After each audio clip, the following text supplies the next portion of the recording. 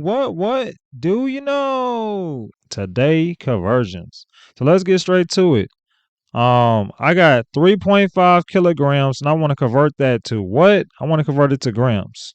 So what are we going to do here? So how do I convert 3.5 kilograms to grams?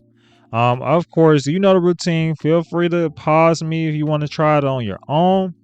So with dimensional analysis, what I love is that you can always take multiple ways to get to your final answer. But in this case, I can actually do this in one step. So I can have my kilograms, I could go from kilograms directly to grams. Now let's talk about just a placement of my units here before I get to my numbers. All right. So I have my kilograms on my bottom and my grams on top with my conversion factor, right? Because this conversion factor is going to help me go from kilograms to grams.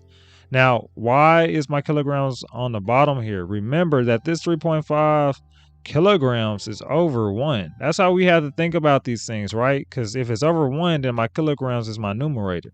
So my numerator needs to cancel out with my denominator, okay?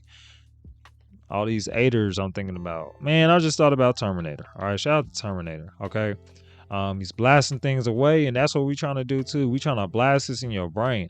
All right, so 3.5 kilograms, and we're converting it to grams here.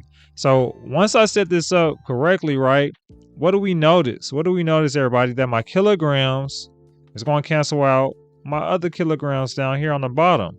Because when we think about dimensional analysis, we just talking about converting units. That's all we're talking about. Or if you really think about it, we're just talking about canceling units. So once I get my units squared away, right, I understand that my final answer is going to be in what, everybody? Grams. It's going to be in grams, and our final answer needs to go to grams. What do we do here now? Well, we're going to place those numbers there. So what do I know?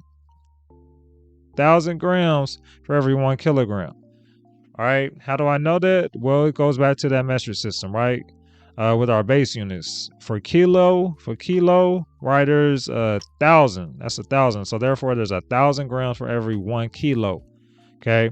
So once I get my numbers placed in, what can I do from here? Well, I just can do my simple multiplication. All right. So I'm going to do 3.5 times 1,000. Okay, so I'm going to do my 3.5 times 1,000, and that's going to give me what, everybody? 3,500. 3,500 for the GOAT. You know what I'm saying? Shout out to Travis Scott.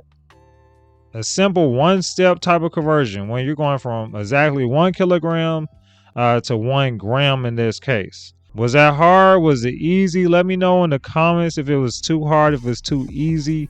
I could definitely do more of these, but you got to let me know in the comments. If you don't let me know in the comments, I'll never know. So please let me know in the comments.